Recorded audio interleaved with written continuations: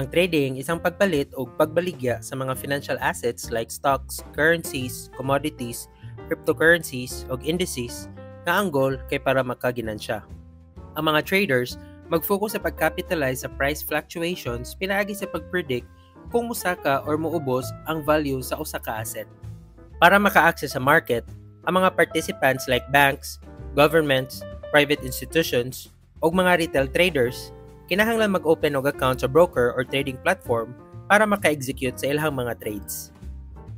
Ang kalahian sa trading sa long-term investing is mas nag-focus ang trading sa short-term to medium-term opportunities. Therefore, mas paspas ang turnaround time sa mga transactions niya. Usually, ang mga traders kay nag-rely sa mga strategies like technical analysis, market news, o economic data para maka-come up og informed decisions before sila mag-play sa ilahang trades. Kung mag-trade ka, nakay full control sa kada trade nimo.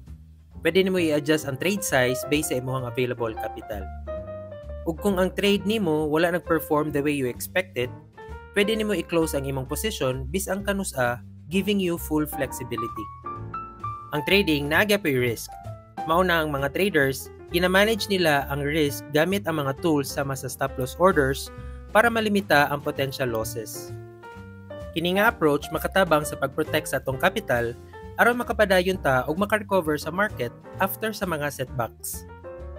Ang exciting part sa trading kay ang balance nga risk ug reward. Bisan og naay posibilidad nga mapildi, ang mga disciplined traders mogamit og mga strategies o risk management techniques para ma-improve ilang chances nga maka-achieve og long-term profitability.